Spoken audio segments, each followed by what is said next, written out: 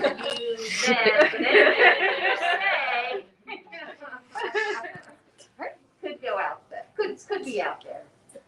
So I want to thank you all for coming out tonight to celebrate the release of the AGATHAS. Congratulations.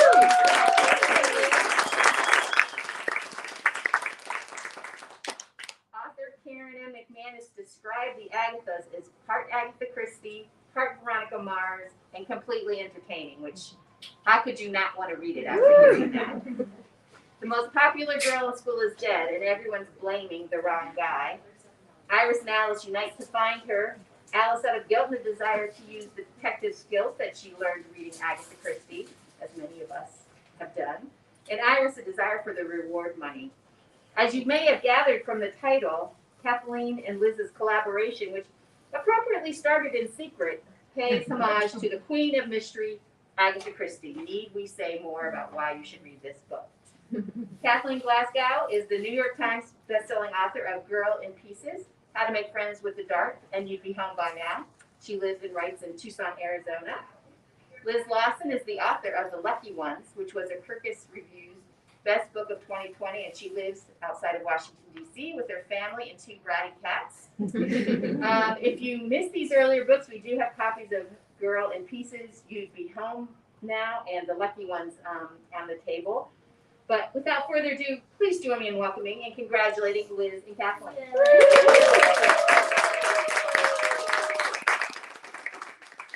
So first, let me start this off by, as most of you know, and thank you for coming, Liz's debut book came out at the height of the pandemic, and that was it was a hard thing for her to deal with. And so right now, what we're going to do for Liz is, when I point this camera to you, you're all going to say, congratulations, Liz. Congratulations.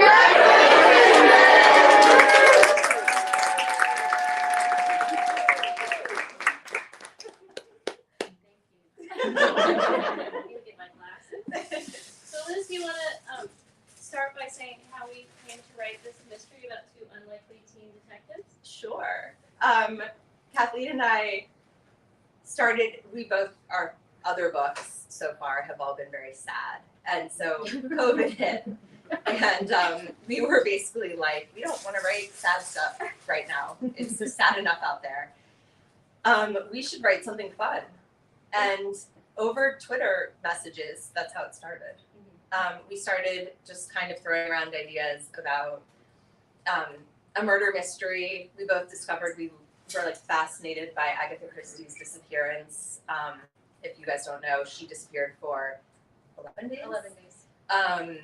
Back 100 years ago when she found out her first husband was having an affair.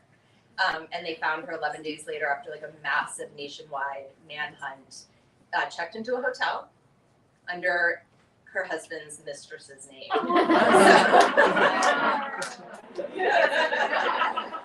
And we were like, and to this day, nobody knows what really happened, like why she did it, whether it was like as a revenge or sort of like, some people think maybe she had like a mental health issue, but nobody knows. And to have like the greatest mystery author have that mystery in her life is fascinating.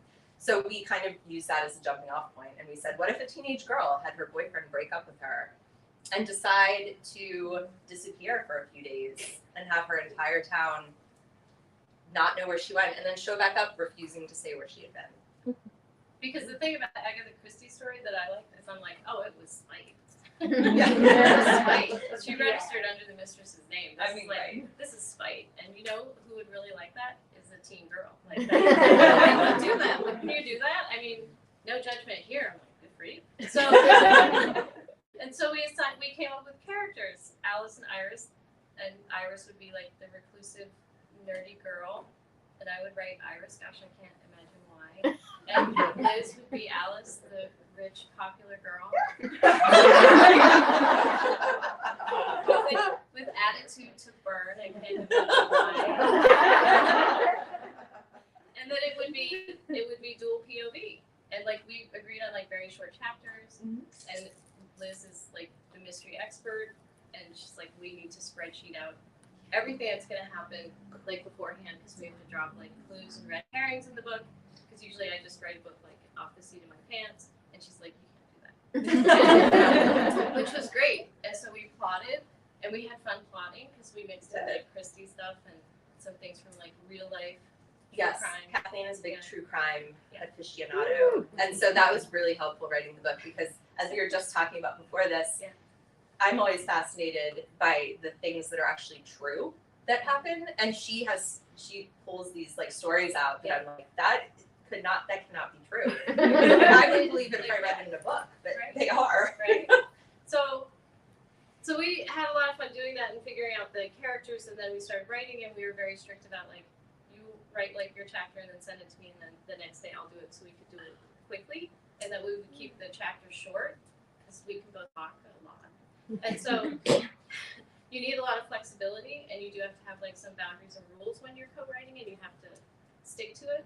And then we just started writing, and it was just a sheer pleasure to write with someone else, especially Liz, because someone else is in the story with you and you're not as isolated as you are when you're alone.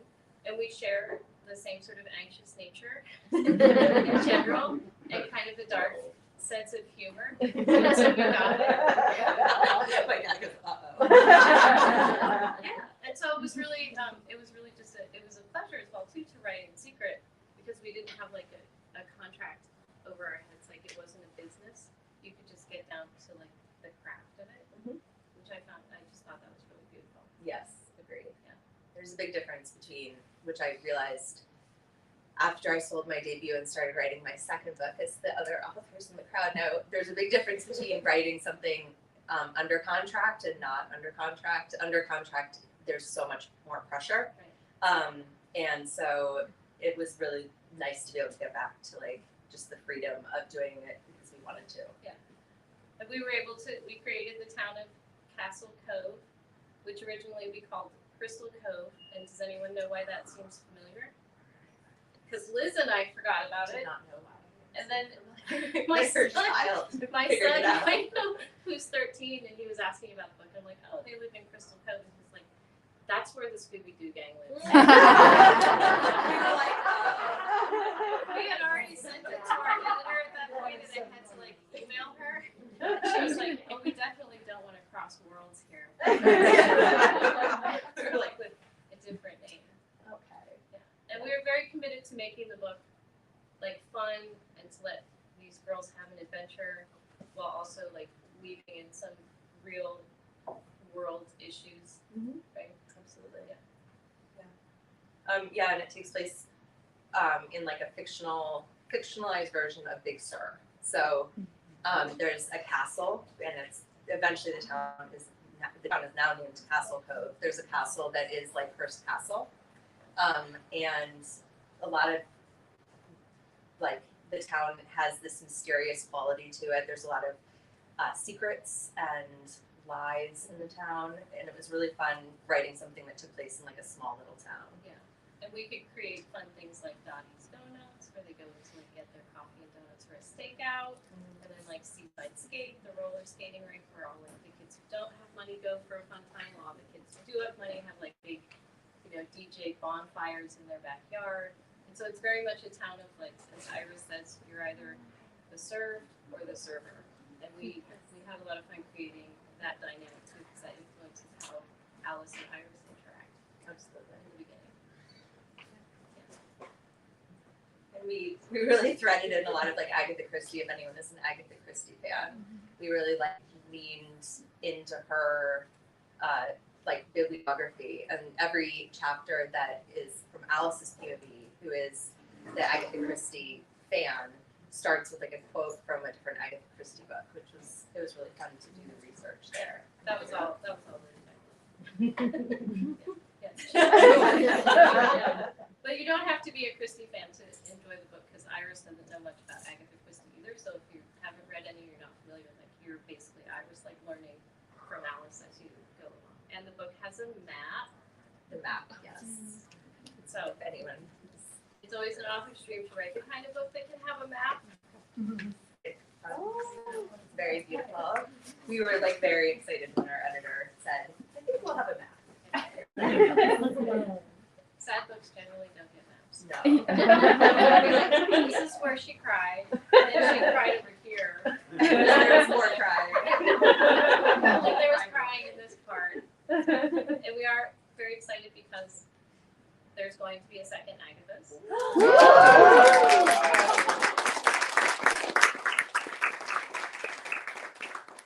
back in that world again with our team of detectives. We are. We finished the first draft recently.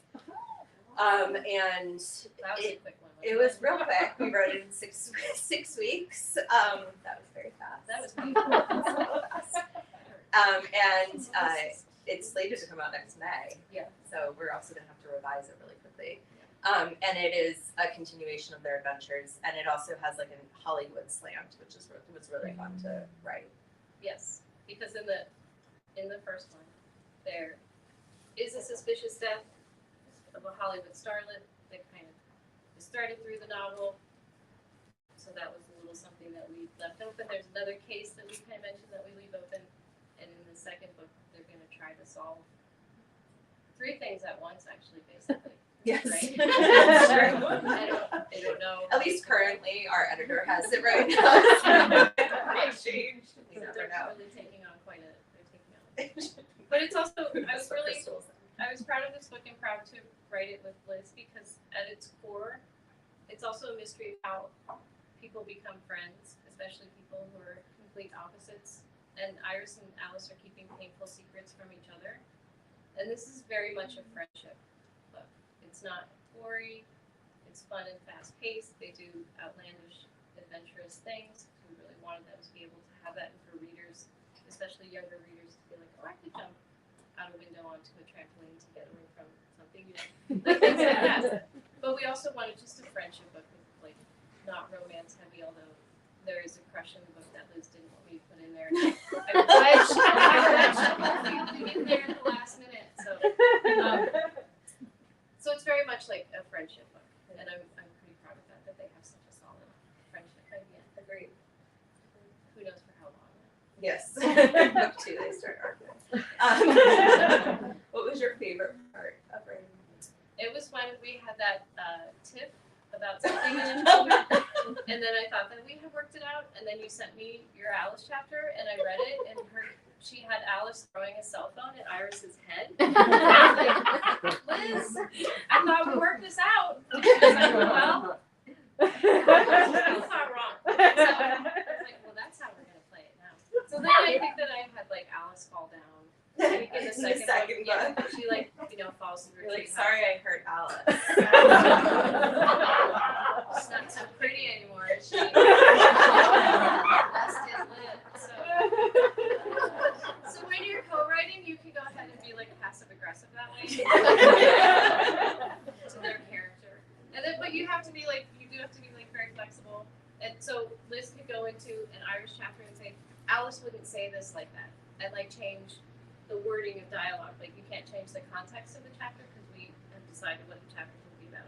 But you have to be willing to be like, I'm sharing this story with someone else, and you need to be like, yeah, go change that because we need like Alice to sound like Alice. Yes. And Liz knows Alice. And so those are things that you have to think about, and that was a lot of fun. Mm-hmm. That was a lot of fun for us to like figure out. But it was also fun. I think it's like very interesting to co-write too because you are writing it from, and this is we talked about this too because we thought about how other people co-write, and I know some people who take a POV, each take a POV. They actually go into the other person's chapter and write the dialogue that their character will be saying. Yeah. But I think it's like more interesting because really when you're in a character's POV, you're in their It's their perspective. It's of their what perspective. is being said. Yeah. Exactly. So like it might not be exactly what the other person is saying in reality, but it is their reality, which I think is very interesting. Yeah. That is my interest. That sort of thing. It's fascinating in books. So what was the most fun part about writing this book for you? Being able to Throw have a Chris cell to phone. say, I'm not being able to have our editor say, okay, you're done. My favorite part was just like, you did what? Together? What did you do? Oh, Krista, Yeah. yes. And it was like, yeah, we really did. Yeah. Just like, oh my God.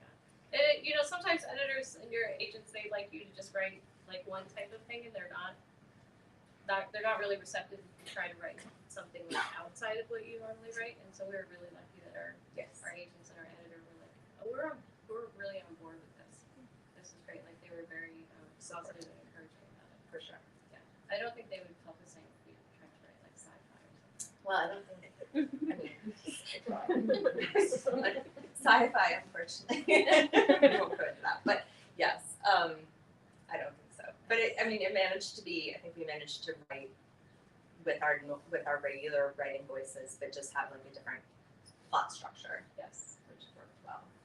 And I learned the hard way that I can't write 2 books at once because I was working on another one while we were writing this, and I was like, I gotta put that away because this would be like, your chapters are getting a little dark.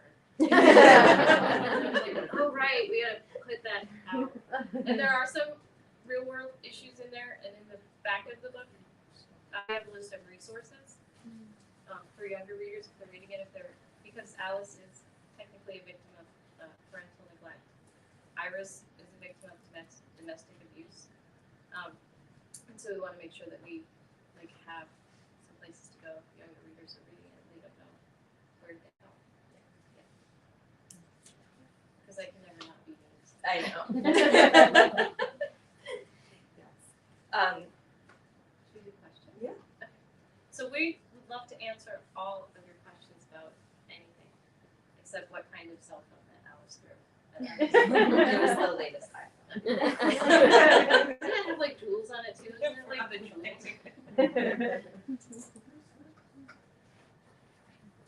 So you didn't tell your editor that you were writing this book until you handed over the first draft? Almost. We wrote about 100 pages. Right. And then Kathleen was like, well, I guess that was fun. Yeah. And I was like, what do you, I feel like we should tell our agents and have like we could submit it to our editor. And she was like, oh, I don't know. And I was like, well, I already told my agent. Liz like had a secret all along because I was like, no, this was a lot of fun. This is great. I feel like empowered. We wrote this thing. Nobody's gonna buy this from us. We write like super sad books, and this was like. And then She does you, by the way. Kathleen is very good at impersonating. She does our editor very well too. And I had to write like this long email to my agent and like tell her what we did. And the subject line was like, I'm sorry, because I didn't know what else to say. And she called me on the phone. I'm sorry. And she called me on the phone. She's like, first of all, never start an email that way.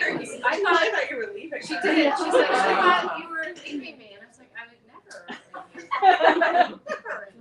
And she's like, this is great. I'm gonna contact like Liz's agent, and then we're gonna talk about it, and then we're gonna submit to Krista, who's our editor, and then Krista was immediately enthusiastic at the 100 pages, and then I think she was like, can you guys write the rest in like 3 weeks?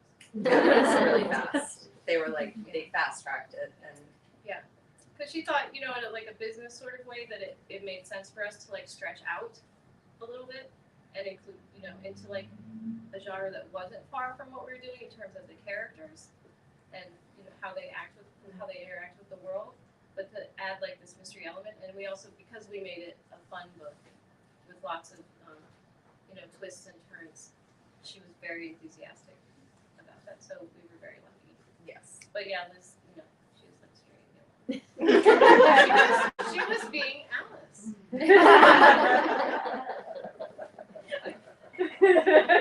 Look at you in female term with the subject line. I'm sorry. I didn't know what else to say. I thought she might be like really good at it because sometimes, like I said, like agents are like, no, I can't because it's not their thing. They can't represent something that's not their thing. And my agent's only young adult author. She represents like literary fiction. She's like serious literary agent. Like her people are winning like world literature prizes, and I'm like her YA prize. And so, I love my agent. She's really cheery, and she works out of this little. I'm gonna tell you the story. Out of this little 1950s camper in her backyard in Montana, in the middle of nowhere. And so I like her because she's just very funky and very funny. Yeah, my agent lives in Hawaii. That sounds like an Alice thing. She moved to Hawaii because of COVID. She was like, why not? And I was like, she emailed me. She's like, oh, by the way, we moved to Hawaii, and I was like, what? Like, that's like 7-hour time difference. Okay. My age is in camper. Yeah.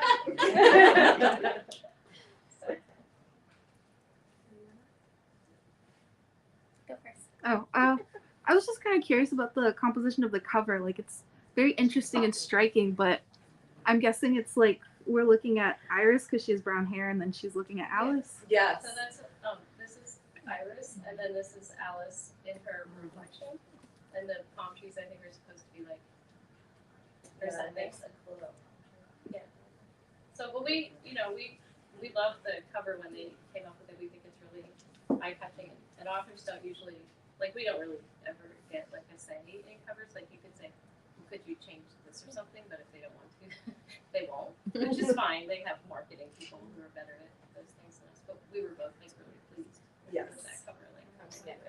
And we saw some cover comps for our second book, and it's really cool. Like all the ideas, we saw like 5 different ideas, and I mean they're just doing a really good job. The artist his name is Spiros Hilaris. Yep. And he's amazing. He does quite a Stuff few. is very cool. Yeah. That was my question.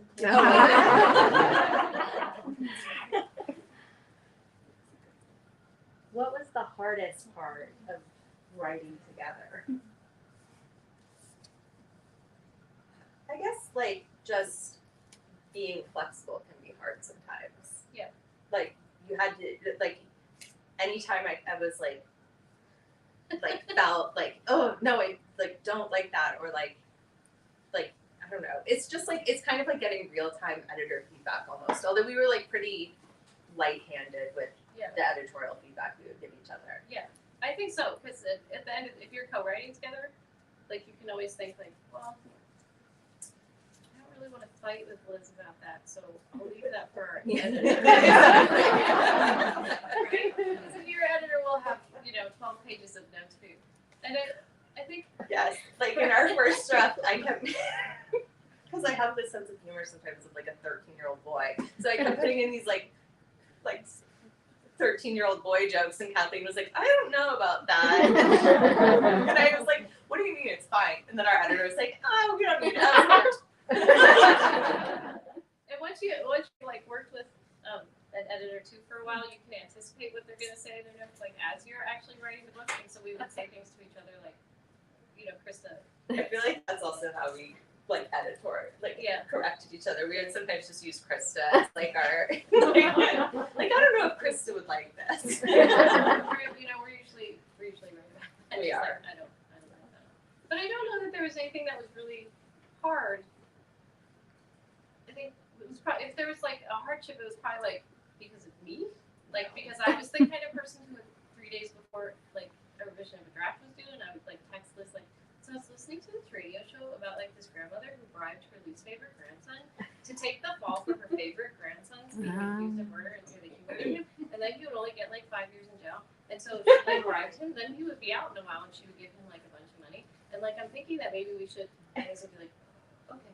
And so maybe it was probably things like it didn't happen like that. No.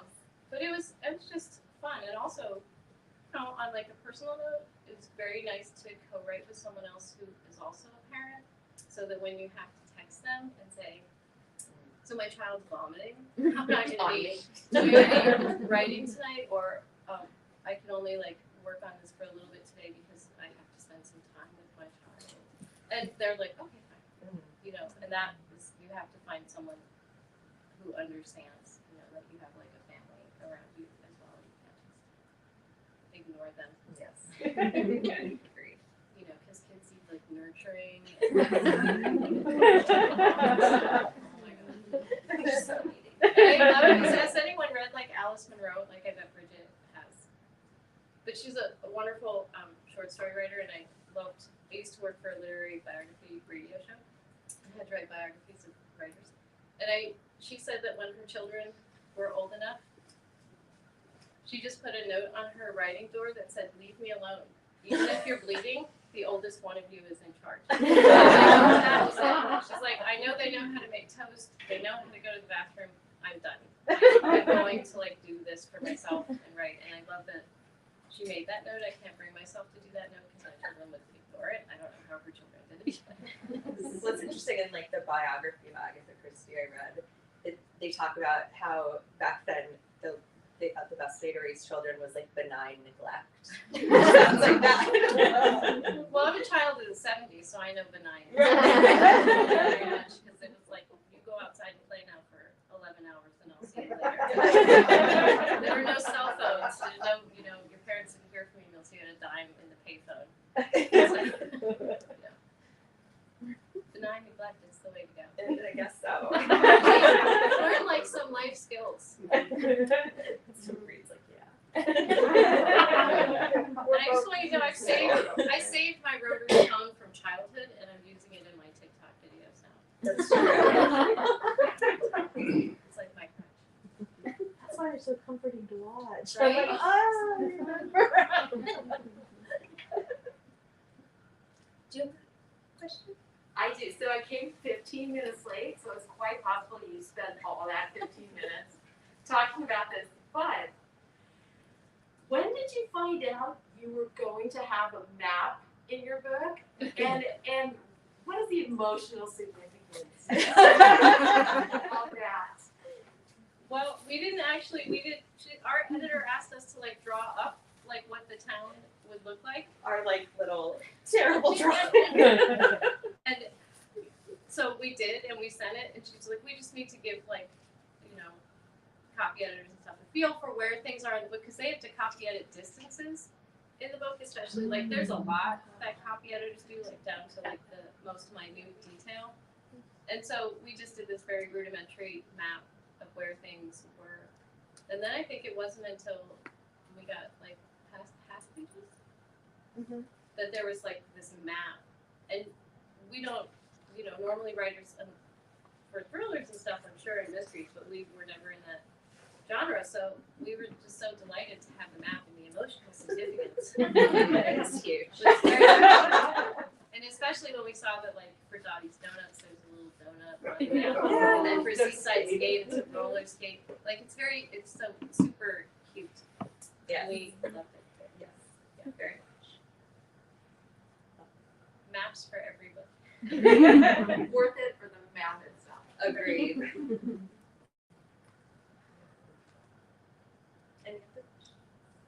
Reed, I'm sorry that I took your wife away from you for so long. It's fine. She would just come in the office and fall down the bed and be like, I can't write this anymore. It's so horrible. Yeah, Reed knows he probably knows all the skinny about what it's like to write with me technically from that other side. She knows what it's like to write with me is the thing. I only had my kids, so they'd be like, she seems nice. I like her hair.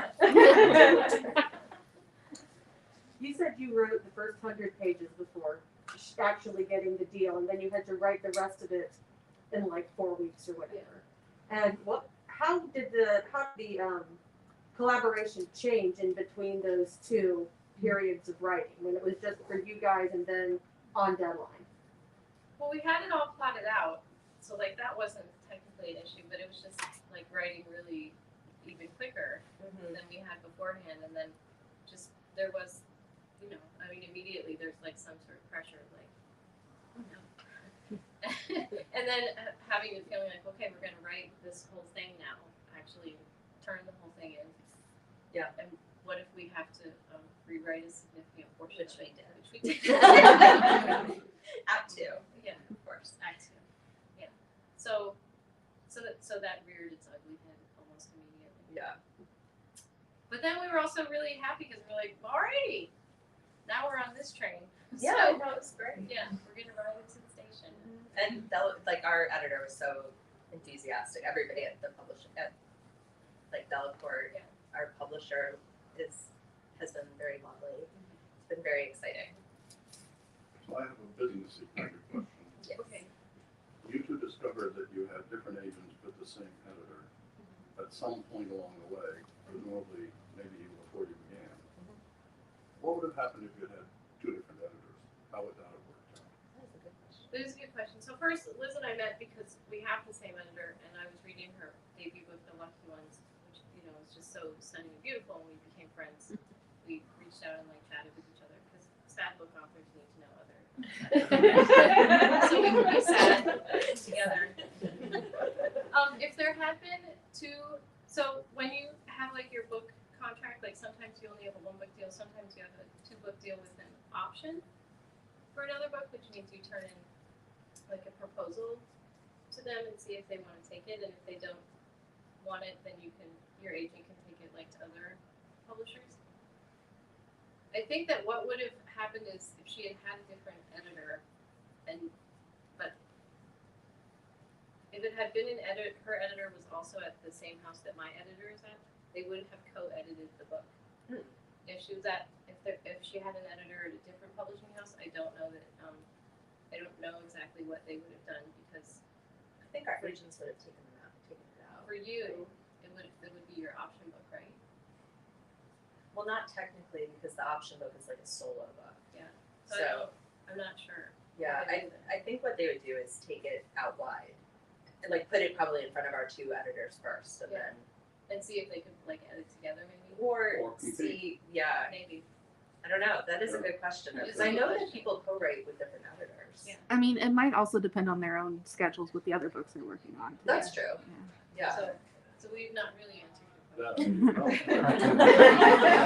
that's what I Same suspected. Yeah. Was that this is one of those serendipitous things where, It was serendipitous.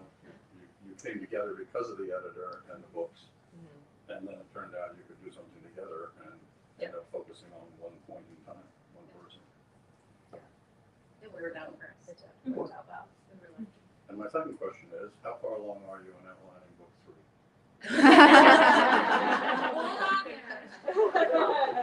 We're not to book 3 yet. We're gonna have to do some significant stuff to the draft of book 2. I told my agent to tell our editor, do not send us notes for that book while we're out on tour because we're Apparently emotionally. she would have. I know she was ready to. Get going. We need to stay emotionally solid. And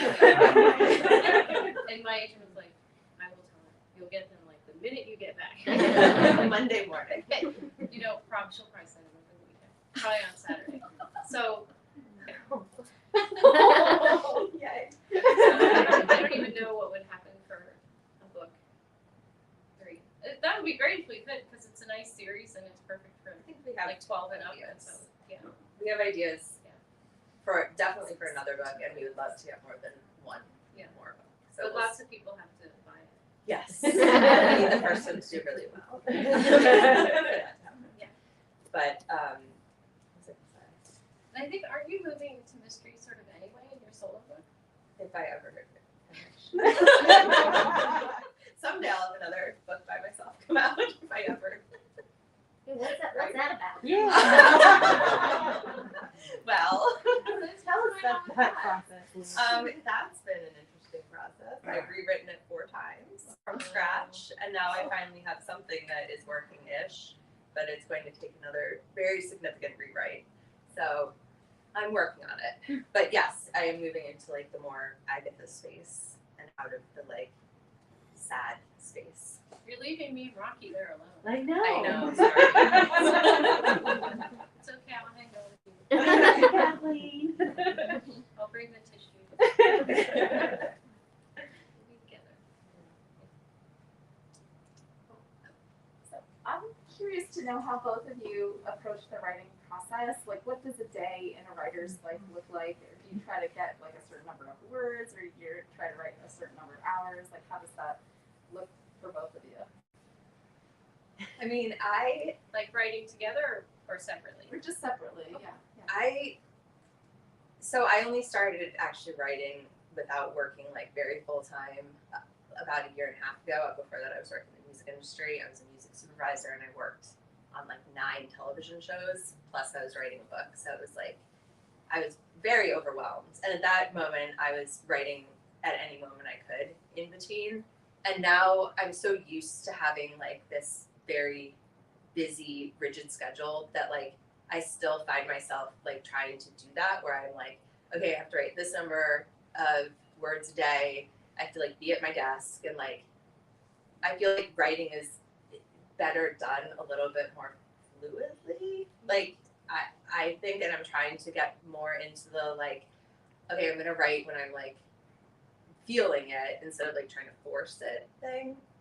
But it is hard for me because I'm used to having like a demanding job. So, how about you? You're more of the like fluid. Yes. I thought that I was going to be a poet, and so that's like a very fluid type of writing, and very emotional and narrative, and off the seat of your pants. And somehow I became a young adult novelist, and so I tend to write for long periods of time because things start happening for me, and I have an idea that I think about for a really long time, and I don't outline or anything like that. I might take like some very spare notes, and then I have to I have to wait till I find the song that I think matches the emotional tone of the book, and then I listen to that song for a long time, like over a period of like weeks or months, and then I start writing, and because of the poetry background, I don't stop until I get to page 300, and I don't revise as I'm writing because I feel like you have to have at least 300 pages to work with, and then you go back and I will start revising, and in there is the story, and there are things that can come out, and then I build upon that. And so when I'm really in a zone and I don't have my kids, because I share my kids with my ex, I have to take advantage of that time that they're not there, and so I can write for like 5 or 6 hours at a stretch, and sometimes longer. Although I'm getting a little old for that now. Like I just got my ARP card in the mail, which I'm like really grateful for all those discounts. But also I have realized I cannot write at night anymore. Like I used to be able to write like through the night and like get up the next morning, I had 2 hours of sleep, and it was great. And I can't anymore because I just want to watch TV and pet my dogs. And those things are really important to me. So I have trained myself to be a pretty good like morning writer, like doing things in the morning and like gearing up and listening to that song for a solo book, and then writing for about 5 or 6 hours, and then doing my day job, which is an online job grading essays. And then when I have my kids, I try not to write when they're around because I need to like be with them, and that food and nurturing thing. But they were very accommodating when Liz and I were writing this book, because I would tell my youngest, who's 9, okay, I have to work on this chapter now, and it would be after dinner. I'm like, it's only gonna be like an hour and a half, but I'm gonna ignore you so you can just play on your tablet for as long as you want. She'd be like, okay. So I think it's like different for every writer, and I think that your writing process changes as well. And I think that it can be different for the type of book you're writing. And I have a novelist friend named Amy Shern, and she wrote this really great essay about what writing was like after she became a parent. She said her first book, if you read it, is very long and stretchy and ruminative because she had all the time in the world, and then she had her first child and she didn't have all the time in the world. So the book is very short, clipped paragraphs because that's all she had time for. And I just found that like so fascinating. Like I never really thought about like a writing process like that way being influenced by, how exactly you have to go about writing that book when like the outside world is always present. And I thought that was really interesting. And I wonder if like you took like one writer's books like and read all 6 at once, like if you could see looking up their biography. Oh, this is when he wrote this when this was happening. This is really interesting because here's how the prose style is, and this it would be like really interesting to find out. And I think things do change as well as you get older and learn more about yourself as a writer. Yes. Like what works for you and what doesn't. Absolutely. Yeah. What was the song? Well, Will you share it? Well, we shared this book, and so the song for Iris is a song by Cave Town called Devil Town, which I liked a lot. I don't know if Liz had a song for Alice, but I had a song for Iris that would go through my head that finally like clicked in for me. And in the song, there's you would assume like two kids and they're stealing a car to get away from a bad situation, and that is part of has a little bit to do with like Iris's background. So that's what that song would be. Despite being a sad author, would you ever write a picture book for your kids? What would that even be like? I just recently told Kathleen that she should write a picture book, actually, because you're like a poet. That is what a picture book is. I mean, I don't know that I could write a picture book. I think it would be really hard to be that concise, but I think that you would be very good at it. Maybe. I don't know. I think that would be a lot of fun. I also think people would be like horrified. Like, the person who wrote her own piece of my toddler. But then an editor would probably be like, no, that's good because then they'll start with you really young. Like into your other. They're always asking me like, you should write a middle grade, and I know exactly what it's like. Since I have one more question, and then we'll let people get their books signed and talk, because I know that so many people want to do that. Do you have any more? We have one last question. You're also anxious to talk to you. You already answered my question, which was, did writing this book change what you see your future books being like? Since you both said you wrote sad books, and you mentioned that your next book is, you've had to rewrite it a few times because it's, I'm going to guess, happier now. It is, yes. The first version was like another sad book, and then I was like, I don't want to do that. So yeah. And you're holding fast to Sad Girl, or Sad Book. Well, I really like books that are on the sadder side. I love reading them as well because I find a real sense of comfort in them. So I really like them. And I have another solo book coming out at some point called The Glasgow, about a girl who self-medicates and is sent to kind of a strange rehab in the desert. But I have another book that I'm working on that I would call that one like a teen crime novel. It's not a mystery, but I really do like true crime and crime fiction.